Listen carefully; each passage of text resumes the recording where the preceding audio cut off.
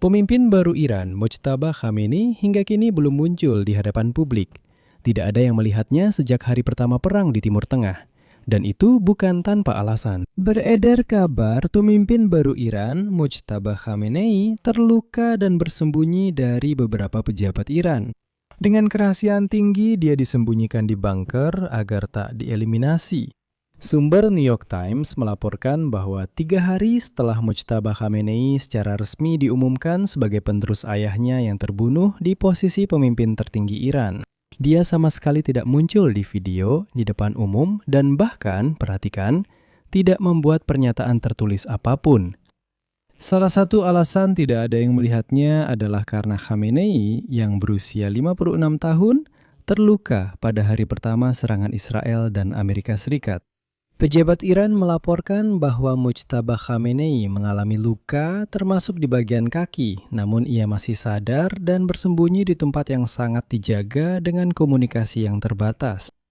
Saya Alex Peci, mari bahas topik ini bersama. Sebelum mulai, mohon berlangganan saluran ini, beri suka, tulis komentar, dan jangan lupa langganan saluran Telegram saya, Peci News. Tautan ada di deskripsi video. Kami segera mempublikasikan berita terbaru di sana. Menurut New York Times, pemimpin baru Iran, Mojtaba Khamenei, belum tampil di depan publik atau membuat pernyataan apapun kepada rakyat, baik lewat video maupun tulisan. Salah satu alasannya adalah kekhawatiran bahwa komunikasi apapun bisa mengungkap keberadaannya dan membahayakannya. 3 pejabat Iran melaporkan hal ini kepada New York Times. Namun, faktor lainnya adalah Mojtaba Khamenei yang berusia 56 tahun terluka pada hari pertama serangan yang dilakukan oleh Israel dan Amerika Serikat. 3 pejabat Iran mengatakan kepada New York Times bahwa dalam 2 hari terakhir, pejabat tinggi pemerintah memberitahu mereka bahwa Khamenei terluka, termasuk di bagian kaki. Namun, ia masih sadar dan bersembunyi di tempat yang sangat dijaga dengan komunikasi yang terbatas. Pada saat yang sama, 2 pejabat militer Israel mengatakan bahwa informasi yang dikumpulkan oleh Israel juga membuat Kementerian Pertahanan menyimpulkan bahwa Mojtaba Khamenei mengalami cedera pada kakinya pada 28 Februari. Kesimpulan ini diambil bahkan sebelum dia terpilih sebagai pemimpin tertinggi yang baru pada hari Minggu. Ayah Mojtaba, Ayatullah Ali Khamenei, tewas akibat serangan udara Israel di Kompleks Kepemimpinan Pusat Teheran pada 28 Februari. Ibu, istri, dan putra pemimpin tertinggi yang baru, serta beberapa pejabat tinggi Iran dari Kementerian Pertahanan juga tewas akibat serangan pada hari Sabtu itu. Dan yang menarik, salah satu petunjuk tentang kondisi kesehatan Mojtaba Khamenei adalah penyebutan di televisi pemerintah Iran dan di kantor berita negara IRNA, di mana dia disebut, kutipannya, veteran perang yang terluka. Selain itu, dalam pernyataan dari organisasi keagamaan pro-pemerintah yang kurang berpengaruh, Komite Emdat, yang mengucapkan selamat kepada Khamenei atas terpilihnya, dia disebut sebagai Janbaz-e-Jang. Ini adalah istilah Persia yang berarti veteran yang terluka dalam perang.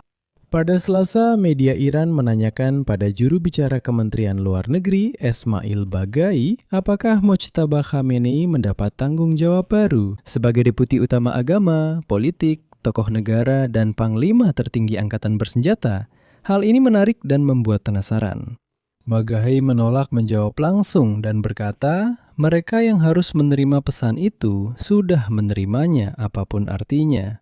Disinilah muncul kecurigaan bahwa kekuasaan sebenarnya dipegang Korps Garda Revolusi Islam, bukan Mojtaba Khamenei.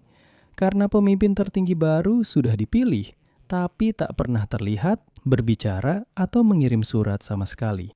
Selain itu, saat ditanya apakah dia mengambil alih wewenang kepala negara, pejabatnya menjawab itu bukan urusan kalian.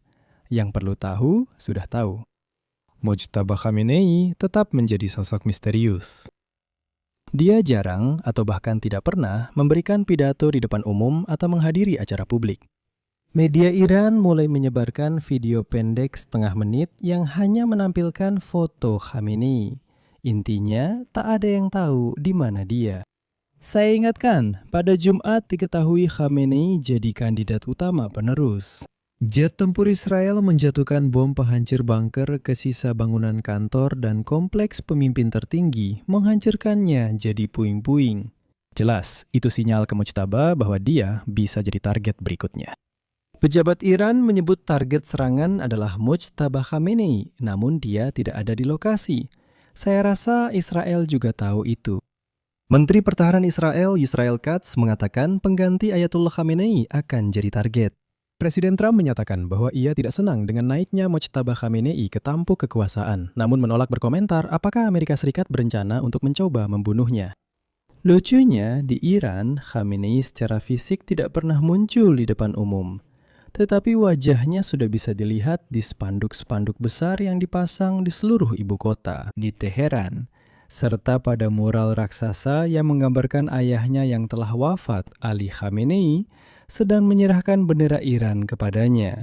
Jadi, seluruh aparat kekuasaan menunjukkan bahwa Mujtaba sekarang adalah yang utama, tetapi kepada rakyat dia tidak diperlihatkan dan disembunyikan. Khamenei yang dekat dengan Korps Garda Revolusi Islam selama bertahun-tahun tetap menjadi tokoh berpengaruh di balik layar. Dia mengurus keamanan dan militer di aparat ayahnya. Namun kepribadian atau rencananya memimpin Iran masih kurang diketahui. Ya, kecuali hubungan dekatnya dengan Korps Garda Revolusi Islam dan faksi radikal. Namun yang paling aneh dari seluruh cerita ini adalah bahwa para pendukung pemerintah saat ini sedang mengadakan aksi di alun-alun kota di seluruh negeri. Upacara pengambilan sumpah Mujtaba Khamenei, meskipun rakyat hanya melihat Mujtaba Khamenei ini di foto-foto sejak ia terpilih sebagai pemimpin tertinggi negara. Di sini saya akan mengakhiri dengan titik-titik. Tuliskan pendapat dan kesimpulan Anda di kolom komentar di bawah episode ini. Jangan lupa subscribe channel ini, tekan lonceng, dan jangan lupa beri like.